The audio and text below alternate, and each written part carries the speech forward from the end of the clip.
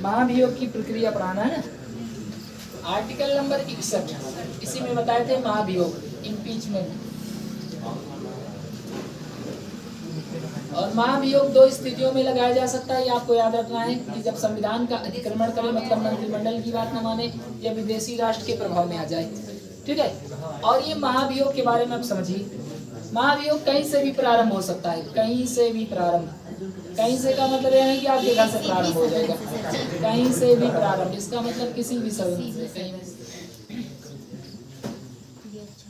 मतलब लोकसभा या राज्यसभा। ठीक है। महाभियोग की प्रक्रिया कहीं से मतलब लोकसभा से या राज्यसभा कहीं से भी प्रारंभ हो सकती है। और प्रारंभ करने वाला चाहे लोकसभा प्रारंभ करे चाहे राज्यसभा प्रारंभ करे, प्रारंभ करने के लिए ध्यान से सुनिए, महाभियोग की प्रक्रिया प्रारंभ करने के लिए 1/4 से पारित करना पड़ेगा। अब चाहे लोकसभा से पारित हो चाहे राज्यसभा से, 1/4 से उसे पारित करना पड़ेगा। तो हम मान लेते हैं कि लोकसभा से स्टार्ट होता है। ठीक है। लोकसभा यहाँ से स्टार्ट होगा, तो स्टार्ट होने के लिए 1/4 लोग इसे पारित करेंगे कि हम चाहते हैं कि राष्ट्रपति के ऊपर इम्पीचमेंट लगे। और जैसे ही 1/4 से पारित हो जाएगा, फिर 2/3 से प्रारंभ होगा। मतलब महाभियोग की प्रक्रिया,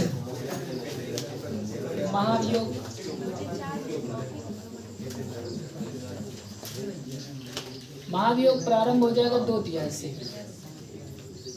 महाभियोग प्रारंभ करने के लिए 1/4 और महाभियोग लगाने के लिए या लागू यहाँ पर शुरू कर दें, लागू करने के लिए 2/3 से पारित करना पड़ेगा। चाहे लोकसभा से पारित हो रहा है चाहे राज्यसभा से, चाहे जहाँ से पारित होगा, दो काम करना पड़ेगा।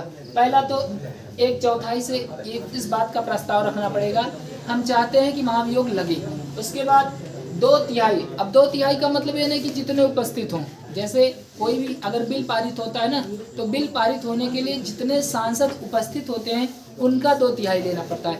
लेकिन महाभियोग की प्रक्रिया शुरू करने के लिए जितने सांसद हैं उससे मतलब नहीं, लोकसभा में जितने या राज्यसभा में जितने सांसद होते हैं, उपस्थित नहीं, जितने होते हैं उनके 2/3 से पारित करना पड़ेगा। समझ गए कि नहीं? तो 2/3 से पारित करना पड़ेगा इसे, पारित।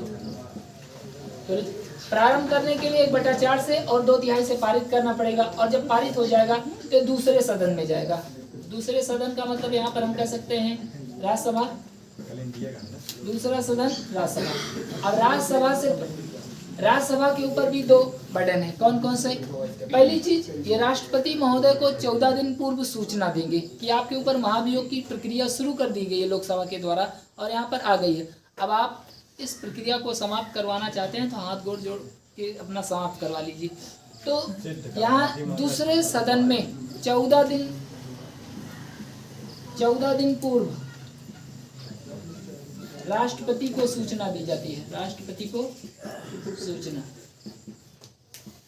क्या लोकसभा में सूचना दी गई थी? नहीं, लोकसभा में नहीं दिया जाता है। जब एक जगह से पारित हो जाएगा दूसरे सदन में जाएगा तो वहां से 14 दिन पूर्व सूचना दी जाएगी कि आपके ऊपर महाभियोग लग के आ गया है। अब आप इसे चाहें तो समाप्त करवा सकते हैं लोकसभा में जाकर के। उसके बाद दूसरा काम होता है कि ये भी 2/3 से पारित कर दें, 2/3 से पारित। और जैसे ये लोग भी 2/3 से पारित कर दिए तो महाभियोग लग जाएगा।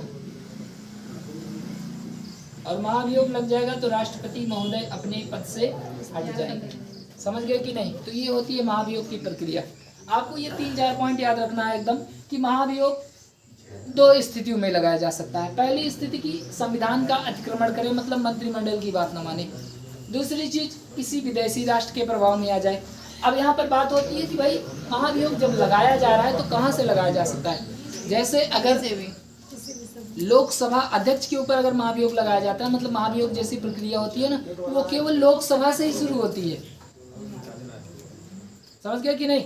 और जब उपराष्ट्रपति के ऊपर कोई महाभियोग जैसी प्रक्रिया लगती है तो वो कहाँ से लगती है? वो राज्यसभा से लगती है। हाँ, क्योंकि वो उपराष्ट्रपति जो होता है वो राज्यसभा का सभापति होता है, पदेन सभापति होता है। लेकिन राष्ट्रपति के लिए ऐसा कुछ नहीं। राष्ट्रपति के ऊपर महाभियोग की प्रक्रिया लोकसभा या राज्यसभा किसी भी सदन से प्रारंभ हो सकती है। क्वेश्चन थोड़ा अजीब ढंग से देता है कि किस पटल से प्रारंभ होगा। पटल का मतलब सदन से। ठीक है। तो लोकसभा या राज्यसभा किसी भी सदन से प्रारंभ हो सकता है। और महाभियोग की प्रक्रिया प्रारंभ करने के लिए कितने वोट की जरूरत? 1/4, मतलब 1/4 से प्रारंभ करना पड़ता है। और जब प्रारंभ हो जाएगा तो महाभियोग की प्रक्रिया शुरू हो गई है। अब महाभियोग की प्रक्रिया लोकसभा से पारित करने के लिए जितने लोकसभा में सांसद होते हैं, उपस्थित नहीं, जितने होते हैं उनका 2/3 से पारित करना पड़ेगा, ठीक है। उसके बाद ये दूसरे सदन में मामला जाएगा, चाहे लोकसभा से पारित होगा तो राज्यसभा में जाएगा, राज्यसभा से पारित होगा तो लोकसभा में। इतना जान लीजिए, सामान्यतः जो भी काम होता है वो लोकसभा से ही प्रारंभ होता है। क्यों? क्योंकि लोकसभा में ही सरकार होती है। तो दूसरे सदन में गया। अब दूसरे सदन के ऊपर भी 2 बर्डन है। नंबर फर्स्ट कि राष्ट्रपति को 14 दिन पूर्व सूचना दी जाती है। 14 दिन पहले बता दिया जाता है कि आपके ऊपर महाभियोग प्रक्रिया लग गई है, लोकसभा से पारित हो गई, राज्यसभा में आ गई है। तो 14 दिन पूर्व सूचना दी जाती है और इन्हें भी 2/3 से पारित करना पड़ता है। और 2/3 से पारित कर दिए तो राष्ट्रपति के ऊपर इम्पीचमेंट लग गया। समझ गए कि नहीं? तो आपसे 2-4 क्वेश्चन इसमें स्पेशली पूछा जा सकता है कि राष्ट्रपति के ऊपर महाभियोग कहाँ से शुरू हो सकता है? कहीं से भी, लोकसभा या राज्यसभा से। या क्वेश्चन अगला पूछा जाएगा कि राष्ट्रपति के ऊपर महाभियोग प्रक्रिया लगाने से पहले कितने दिन पूर्व सूचना दी जाती है? 14 दिन पूर्व। ये 2 महत्वपूर्ण क्वेश्चन है। और कितने से पारित किया जाता है? 2/3 से। प्रारंभ कितने से किया जाता है? 1/4। समझ गए कि नहीं? ये है राष्ट्रपति के ऊपर महाभियोग लगाने की प्रक्रिया। आर्टिकल 61 में इसका उल्लेख किया गया है। और इसे किस देश से लिया गया है? यूएसए से लिया गया है। यूएसए से राष्ट्रपति को हटाने की प्रक्रिया ली गई है। समझ गए कि नहीं? अब इसको नोट करो जल्दी से।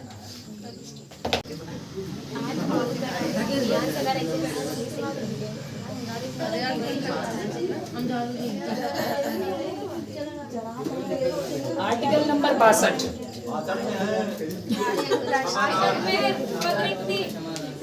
आर्टिकल नंबर 62 में है राष्ट्रपति की पद रिक्ति।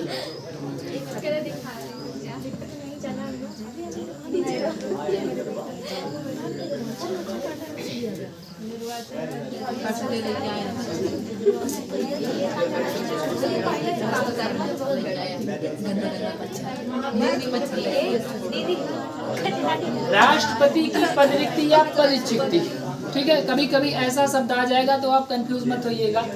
पद रिक्ति या पदच्युति ये शब्द आता है क्योंकि देखो संविधान की टेक्निकल भाषा बड़ी अजीब होती है। आप एकदम नॉर्मल पढ़े रहते हैं पद रिक्ति, और ये सब आ जाएगा तो आप सोचोगे ये क्या है आ गया, है ना। इसलिए आपको हर चीज जानना है। यहाँ पर बताया गया है कि राष्ट्रपति का पद कैसे खाली हो सकता है। अब आप लोग सोचिए कि राष्ट्रपति का पद कैसे खाली हो सकता है, और आप मुझे बताएंगे, बताइए कैसे खाली हो सकता है। एक लोग कह रहे हैं कि मृत्यु हो जाए, बिल्कुल सही भाई, कोई मर जाएगा तो उसे मर गया तो खाली हो जाएगा। दूसरा, राष्ट्रपति एकदम आगा जाएंगे, बहुत हो गया राष्ट्रपति, अब नहीं राष्ट्रपति बनेंगे, मतलब खुद से त्याग पत्र दे देंगे। अगला बताइए, महाभियोग। और बताओ कैसे खाली होगा? बस मार के भगा दे। मार के भगाने का मतलब नहीं है महाभियोग। हाँ बस भाई सोचो, इस्तीफा मतलब त्याग पत्र हो गया। विदेश घूमने कोई चले जाएगा तो कार्यकाल समाप्त हो जाए।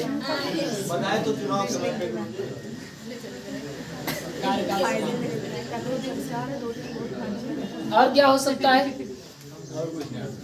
और भी हो सकता है, तो बताओ क्या हो सकता है? मृत्यु हो सकती है, त्याग पत्र, महाभियोग, कार्यकाल समाप्त, और अवैध निर्वाचन हो जाए। अच्छा, ऐसा नहीं कि केवल यही 5 प्रक्रिया है। मान लो राष्ट्रपति के हार्ट अटैक आ जाए, दिल का दौरा पड़ जाए, अरे मृत्यु जब है सर, हार्ट अटैक आ जाए, मर जाएंगे। 3 बार चांस, तीसरी बार या कहीं चले जाएं, कहीं और सेटल हो जाएं, और ये भी नहीं कहें कि हम त्याग दे रहे हैं, कहें कि हम वहीं पर रहकर राष्ट्रपति बनना चाहते हैं, तो इसका भी उल्लेख है। अभी आगे आर्टिकल आएगा ना, राष्ट्रपति के लिए अन्य स्थितियां, उसमें बताया जाएगा कि राष्ट्रपति की अन्य स्थितियां क्या हो सकती है। देखिए यहाँ पर राष्ट्रपति का पद 5 तरीके से रिक्त हो सकता है और इस चीज का उल्लेख किया गया आर्टिकल नंबर 62 में। किसमें? आर्टिकल नंबर 62 में उल्लेख किया गया है कि राष्ट्रपति का पद 5 तरीके से रिक्त हो सकता है। मृत्यु हो जाए तब पद रिक्त हो जाएगा, खुद से त्याग पत्र दे दे तब रिक्त हो जाएगा, महाभियोग लगा के भगा दिया जाए तब रिक्त हो जाएगा, कार्यकाल समाप्त हो जाए तब रिक्त हो जाएगा और अवैध निर्वाचन हो जाए तब भी। समझ गए कि नहीं?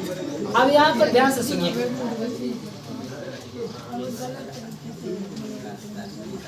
इन 5 तरीके से जब राष्ट्रपति का पद खाली होगा, भाई मान लीजिए राष्ट्रपति का कार्यकाल समाप्त हो गया तो दूसरा निर्वाचन करा सकते हैं, लेकिन मान लो किसी ने अपने आप त्याग पत्र दे दिया तो तुरंत तो निर्वाचन होगा नहीं।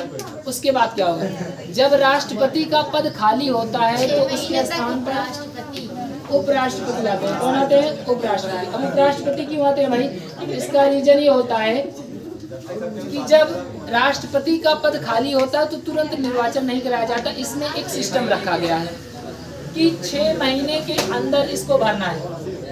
राष्ट्रपति की पद रिक्ति को कितने माह के अंदर भरना है? 6 माह के अंदर इसे भरना है। 6 माह के अंदर राष्ट्रपति की पद रिक्ति को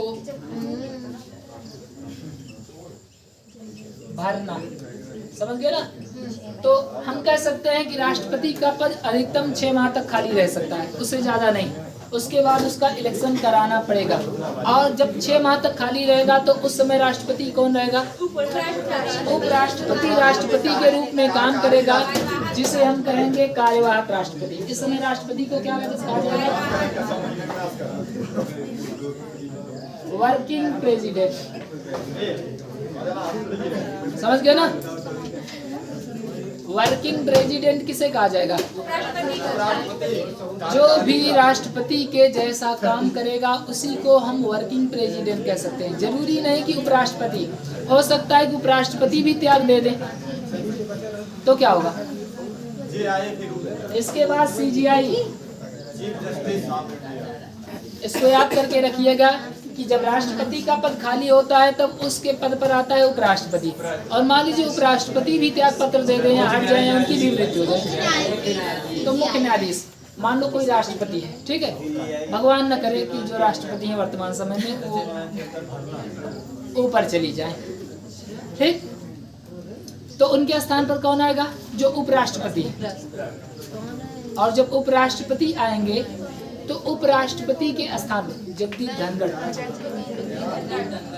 और भगवान न करे कि जगदीप धनखड़ भी चल बसे, तो ऐसी स्थिति में कौन आएगा?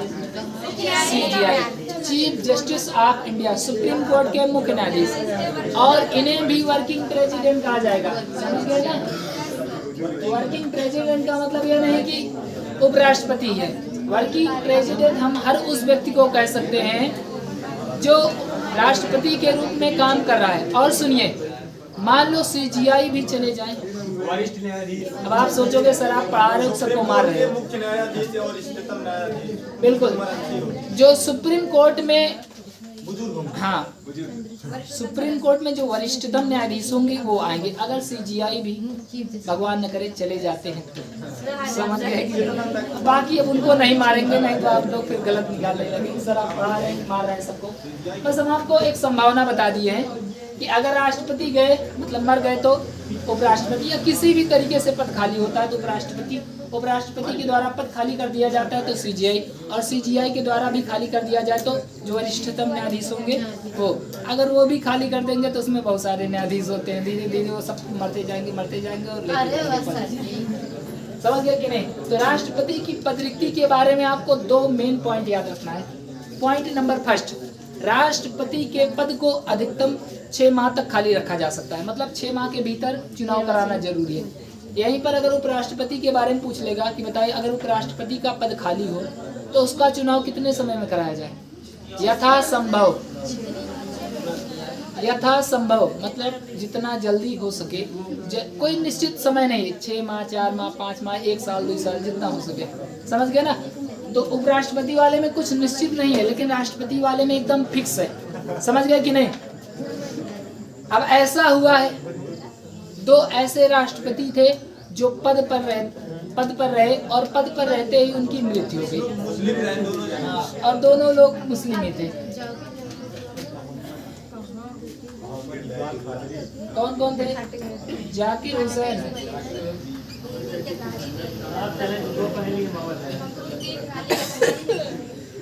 और फखरुद्दीन। ये तो राष्ट्रपति रहे हैं जिनकी पद पर रहते हुए मृत्यु हो गई है। और दो लाख के बस दोनों के दोनों मुसलमान हैं। तब से कुछ लोगों ने ये अफवाह फैला दी कि जो भी राष्ट्रपति मुसलमान बना वो चला गया, लेकिन ऐसा नहीं भाई। एपीजे अब्दुल कलाम भी तो मुसलमान थे, लेकिन वो बढ़िया पूरा कार्यकाल पूरा किए थे अपना। अरे संजोग रहा तो जाकिर हुसैन और फखरुद्दीन ये दो ऐसे राष्ट्रपति हैं जिनकी पद पर रहते हुए मृत्यु हुई है। बाकी कोई ऐसा राष्ट्रपति नहीं है जिनकी पद पर है। अब जब जाकिर हुसैन मरे तो इनके स्थान पर कौन आया? बीबी गिरी। बीबी। और फखरुद्दीन जब मरे तो बीडी जत्ती। बीडी जत्ती। समझ रहे हैं कि नहीं? तो आपको इन दोनों का नाम याद रखना है कि जाकिर हुसैन जब मर गए भाई, राष्ट्रपति पद पर रहते हुए जब अपने पद को त्याग कर देंगे तो निश्चित रूप से उपराष्ट्रपति कार्यवाहक राष्ट्रपति के रूप में काम करेंगे। तो जब जाकिर हुसैन राष्ट्रपति पद पर रहते हुए मर जाते हैं तो बीबी गिरी होते हैं ये कार्यवाहक राष्ट्रपति के रूप में काम करते हैं। और ऐसा ही फखरुद्दीन के समय में हुआ। फखरुद्दीन रेड्डी ये भी पद पर रहते हुए इनकी मृत्यु हो गई तो बीडी जत्ती जो थे ये कार्यवाहक राष्ट्रपति हुए।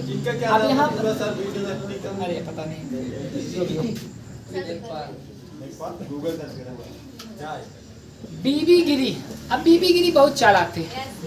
बीबी गिरी सोचे कि हम उपराष्ट्रपति पद का त्याग करें और राष्ट्रपति के लिए चुनाव लड़ जाएं। लेकिन भाई इनको पता नहीं था कि राष्ट्रपति बनने के लिए नहीं कहा गया है कि अगर आप किसी पद पर हैं, मतलब ऐसे लोग, मतलब सांसद, विधायक, राज्यपाल, उपराष्ट्रपति, कोई अगर ऐसे पद पर हैं तो जरूरी नहीं कि आप पहले त्याग पत्र दें। पहले आप चुनाव लड़ लें, जीत जाएं, कन्फर्म हो जाए कि आप जीत गए हैं, तब त्याग पत्र दें। लेकिन ये सोचे कि नहीं, पहले हमको त्याग पत्र देना पड़ेगा फिर हम राष्ट्रपति के लिए। और ये त्याग पत्र दे दिए, और जब त्याग पत्र दिए तो यहाँ से भी हार गए, इधर का भी गया उधर का भी गया, न घर का न घाट का, दोनों जगह का गड़बड़ा गया। अब सोचो ये वही वाली प्रक्रिया बन गई ना जो मैंने आपको बताया कि राष्ट्रपति का पद खाली होगा तो उपराष्ट्रपति, और अगर उपराष्ट्रपति भी हट जाए तो कौन आएगा? तो इनके समय में CGI है। कौन? हाँ, हिदायत उल्लाह। और हिदायत उल्लाह जो थे ये CGI थे, chief justice of India, Bharat के मुख्य न्यायमूर्ति थे। हिदायत उल्लाह ने भी वर्किंग प्रेसिडेंट के रूप में काम कर लिया इनकी बदौलत, नहीं तो नहीं कर पाते, लेकिन इनकी बदौलत। तो आपसे क्वेश्चन पूछा जाएगा कि बताइए कितने लोगों ने कार्यवाहक राष्ट्रपति के रूप में काम किया है? तो बीबी गिरी, बीडी जत्ती और हिदायतुल्लाह। और ये क्वेश्चन मोस्ट इम्पोर्टेंट है, ये वाला कई बार पूछा गया है कि सुप्रीम कोर्ट के ऐसे कौन से मुख्य न्यायाधीश हैं जो न्यायाधीश होते हुए उन्होंने कार्यवाहक राष्ट्रपति के रूप में काम किया है? तो हिदायतुल्लाह। इन तीनों का नाम याद करना, 3 या 5 लोगों का नाम आपको याद करना है।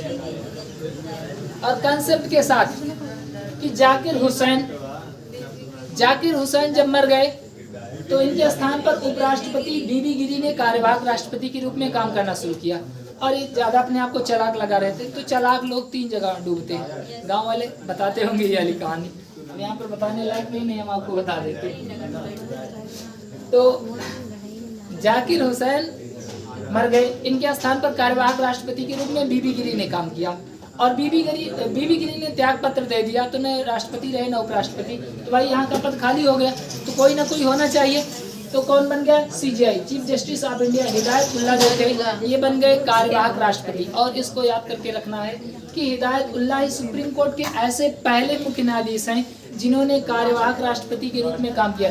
सोचो, ऐसा अवसर लाखों करोड़ों साल बाद आता है, ऐसा संयोग बनता है, जल्दी ये संयोग नहीं बनता। देखो ये भी मर गए, ये भी मर गए, और मर गए तो ये है। अब सोचो ऐसा संयोग जल्दी थोड़ी ना, मतलब मरे तो नहीं फिलहाल, ये अपने आप को ही मार लिया समझ लो एक तरीके से देखा जाए, दिमाग से पता लगा। लेकिन ये मत सोचिएगा कि बीबी गिरी हार गई, ये आदमी हारा नहीं, कहा कि हम फिर से लड़ेंगे, दोबारा लड़ा और द्वितीय चरण की मतगणना में जीता।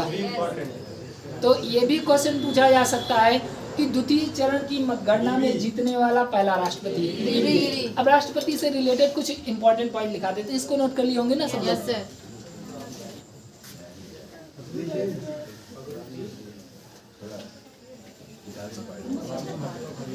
राष्ट्रपति से रिलेटेड कुछ महत्वपूर्ण, क्योंकि देखो जो मुख्य आर्टिकल थे यही थे, बाकी कुछ और भी आर्टिकल बचे हुए हैं, उसको हम बता देते हैं।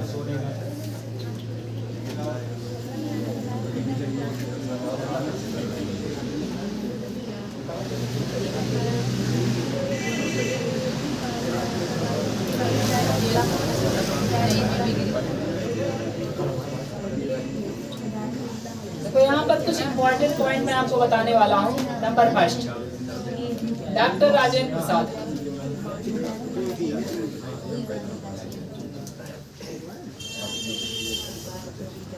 डॉक्टर राजेंद्र प्रसाद भारत के पहले राष्ट्रपति थे और ये सबसे अधिक लंबे समय तक राष्ट्रपति पद के रूप में रहे। इनका 2 बार निर्वाचन हुआ, लगातार 2 बार चुने गए, लगातार 2 बार, तो लगातार 2 बार। अभी तक जितने भी राष्ट्रपति हुए हैं, चाहे कोई कितना भी अच्छा नहीं रहा हो, उसे 1 से ज्यादा बार नहीं चुना गया, लेकिन राजेंद्र प्रसाद ही ऐसे पहले राष्ट्रपति हुए हैं जिन्हें लगातार 2 बार चुना गया है। ठीक है, तो राजेंद्र प्रसाद के बारे में ये एक खास बात है। ये ऐसे भी पूछ सकता है कि सबसे अधिक लंबे समय तक कार्यकाल किसका रहा है, डॉक्टर राजेंद्र प्रसाद का। इसके बाद बीबी गिरी के बारे में लिखिए। बीबी गिरी, बीबी गिरी ऐसे व्यक्ति थे जो द्वितीय चरण की मतगणना में जीते, द्वितीय चरण की मतगणना में। इसके बाद आपको याद रखना है क्या, हिदायतुल्लाह। हिदायतुल्लाह के बारे में क्या याद रखना है, हिदायतुल्लाह जो है ये पहले सुप्रीम कोर्ट के वर्किंग प्रेसिडेंट, मतलब कार्यवाहक राष्ट्रपति। हिदायतुल्लाह सुप्रीम कोर्ट के पहले ऐसे न्यायाधीश हैं जिन्होंने वर्किंग प्रेसिडेंट के रूप में काम किया है। इसके बाद नीलम संजीव रेड्डी। नीलम संजीव रेड्डी, तो नीलम संजीव रेड्डी ऐसे राष्ट्रपति थे, जब राष्ट्रपति पद के लिए खड़े हुए तो कोई खड़े नहीं हुआ, अकेले खड़े हुए, अकेले जीत गए। जैसे मान लीजिए कोई एक रेस हो यहाँ से यहाँ तक की, और आप अकेले दौड़ो 5 दिन में पहुंचे और आप अकेले ही फर्स्ट आ जाओ, समझ गए ना। तो नीलम संजीव रेड्डी ऐसे राष्ट्रपति हैं जो निर्विरोध चुने गए, निर्विरोध। और कौन सा पॉइंट है बताइए, भारत की पहली महिला राष्ट्रपति प्रतिभा पाटिल। प्रतिभा पाटिल,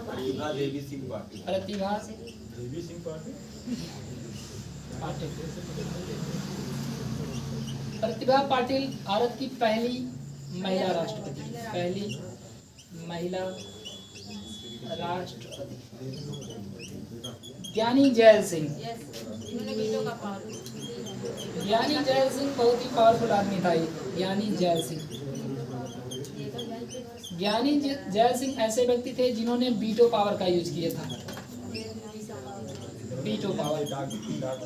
आगे वीटो पावर इनके बारे में बताया जाएगा, ज्ञानी जैल सिंह के बारे में। तो राजेंद्र प्रसाद के बारे में आप समझ गए, बीबी गिरी, हिदायतुल्लाह, नीलम संजीव रेड्डी, प्रतिभा पाटिल, ज्ञानी जैल सिंह। और द्रौपदी मुर्मू के बारे में भी बता दें फिर। द्रौपदी मुर्मू, हाँ, द्रौपदी मुर्मू पहली आदिवासी महिला, पहली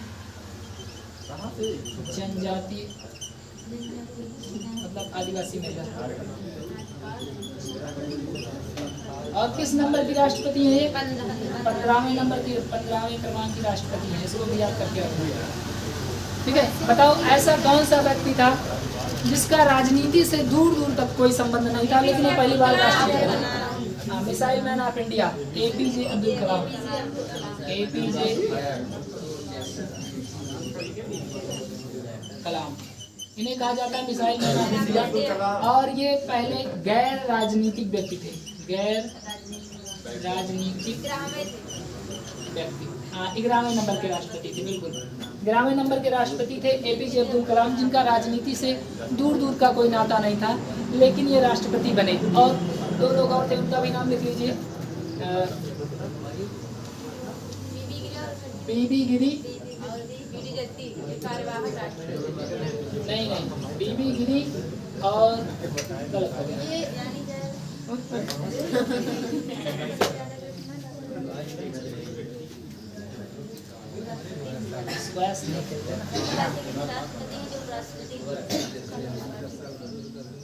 और कौन था अभी लिखा है थे इनका नाम, जो राष्ट्रपति पद पर रहते हुए मर गए? जाकिर हुसैन।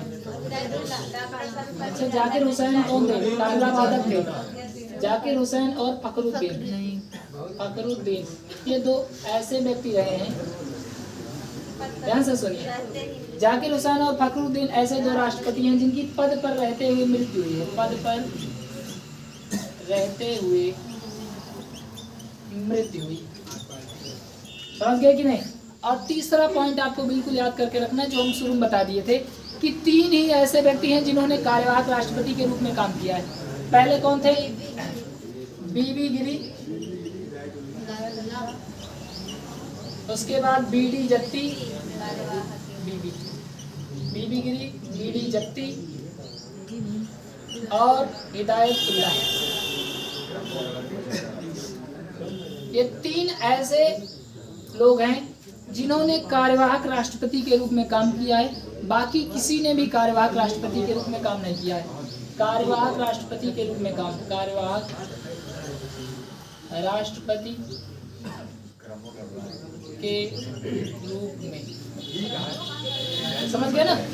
तो आपको ये महत्वपूर्ण पॉइंट है जो राष्ट्रपति से रिलेटेड है, इसको याद करके रखना है। अगर एग्जाम में कुछ नॉर्मली क्वेश्चन पूछना रहता है तो यही सब पूछ लेता। और अगर आप राष्ट्रपति के बारे में पढ़ रहे हैं तो आपको भले ही भारत के जितने भी राष्ट्रपति हैं उनका नाम याद ना हो, लेकिन उन जो कुछ स्पेशल हुआ है जिनके साथ, उनका नाम जरूर याद रखना है। कि राजेंद्र प्रसाद सबसे लंबे समय तक रहने वाले राष्ट्रपति, मतलब लगातार इन्हें 2 बार चुना गया। बीबी गिरी द्वितीय चरण की मतगणना में जीतने वाले पहले राष्ट्रपति हैं। हिदायतुल्लाह कोई राष्ट्रपति नहीं थे, ये सुप्रीम कोर्ट के मुख्य न्यायाधीश थे, लेकिन जब कोई राष्ट्रपति के पद पर नहीं रहेगा तो इन्होंने कार्यवाहक राष्ट्रपति के रूप में काम किया, वर्किंग प्रेसिडेंट। उसके बाद है नीलम संजीव रेड्डी। तो नीलम संजीव रेड्डी ऐसे राष्ट्रपति हैं जो खड़े हुए तो कोई खड़े नहीं हुआ, जहाँ हम खड़े हो जाते हैं सब बैठ जाते हैं, लाइन नहीं शुरू हुई, ये जहाँ खड़े हुए सब के सब क्या हो गए? बैठ गए। तो नीलम संजीव रेड्डी को निर्विरोध चुना गया था।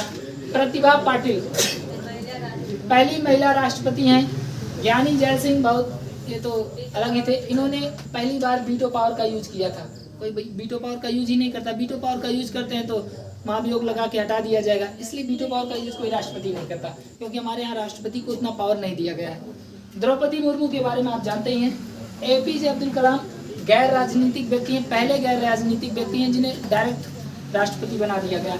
और इन 2 लोगों के बारे में जाकिर हुसैन और फखरुद्दीन, जाकिर हुसैन और फखरुद्दीन ऐसे 2 राष्ट्रपति हैं जिनकी पद पर रहते हुए मृत्यु हो गई है। और इन तीनों का नाम याद करके रखना है आपको, बीबी गिरी, BD जत्ती और हिदायतुल्लाह। इन 3 लोगों ने कार्यवाहक राष्ट्रपति के रूप में काम किया। ये राष्ट्रपति से संबंधित मोस्ट इंपॉर्टेंट पॉइंट है। अगर कभी भी राष्ट्रपति से रिलेटेड कोई क्वेश्चन पूछता है तो यही सब पूछ लेता है, समझ गए कि नहीं?